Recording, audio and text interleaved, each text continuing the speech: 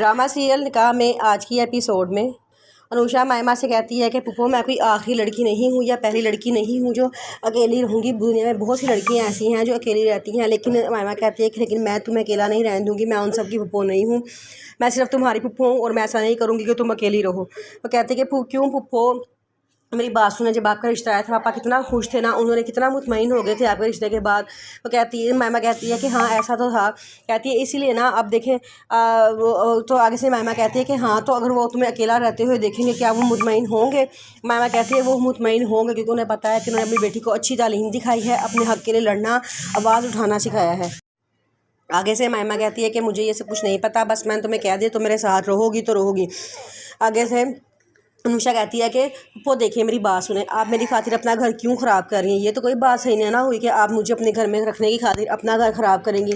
ऐसा करें आप वापस चले जाएँ, मैं यहाँ पर रह लूँगी और आप फिक्र ना करें, मैं बहुत अच्छी जॉब ढूंढ के इंशाल्लाह बहुत जल्द वहाँ पर रहना शुरू कर दूँगी, उस जॉब को स्टार्ट कर दूँगी तो मेरी आमदनी भी स्टार्ट हो जाएगी और मैं अपने घर में रह लूँगी, मुझे कोई डर नहीं लगता, ना ही मुझे कोई मसला है।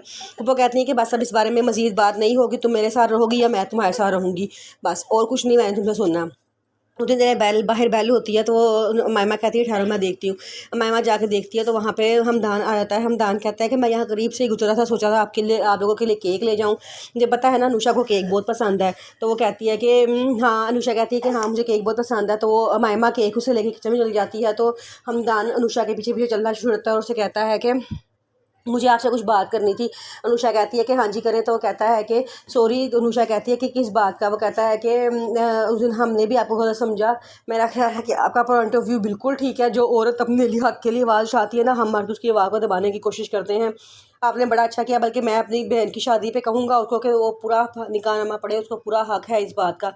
आगे से अनुषा कहती है कि ये गलत बात है क्योंकि मेरी इस गलती की वजह से मेरा बाप इस दुनिया से चला गया, मेरा हंसता बसता जो घर बसने जा रहा था वो उजड़ गया, बसने से पहले ही उजड़ गया, मैं समझता कभी किसी को नहीं दूंगी। तो आगे से हमदान कहता है कि ये लोगों की सोच पे भी तो फ़र्क होता है ना, कुछ लोग इस बात को बुरा बुरा नहीं समझते, कुछ लोग इस बात को लड़ाई का पहाड़ बना देते हैं। अनुषा कहती है कि हाँ। फिर उसके बाद वो कहता है कि आपकी तबीयत ठीक हो गई है। अनुषा कहती है कि क्यों, मेरी तबीयत को क्या हुआ था। तो वो कहता है कि उस दिन मैं आपसे मिलने के लिए आई थी तो आप शायद पता नहीं बिज़ी थी या सो रही थी, तो आपने मुझसे मिलने से इनकार कर दिया था। अनुषा कहती है कि हाँ मैं बेहतर फील कर रही हूँ। दूसरा उस लड़के से मिलने के बहाने पार्टी भी चली जाती है, लेकिन वो लड़का उसको ज़रा भी लिफ्ट नहीं करवाता। वो कहती है कि इतना एटीट्यूड इसमें क्यों है। मायमा रायना आती है तो वो रायना से कहती है कि आंटी मुझे ये बताएं, इस लड़के ये क्या मुगलिया दौर का लड़का है, इसमें इतना एटीट्यूड क्यों है, ये मुझे इतना एटीट्यूड क्यों दिखाता है।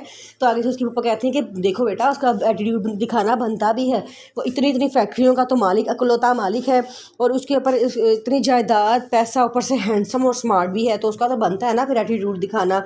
आगे से जिसा कहती है वैसे ये बहुत बोरिंग है, इसके साथ तो कोई बंदा एंजॉय कर ही नहीं सकता। वो आगे से वो कहती हैं और रियली क्या तुम वाकई ऐसा सोचती हो।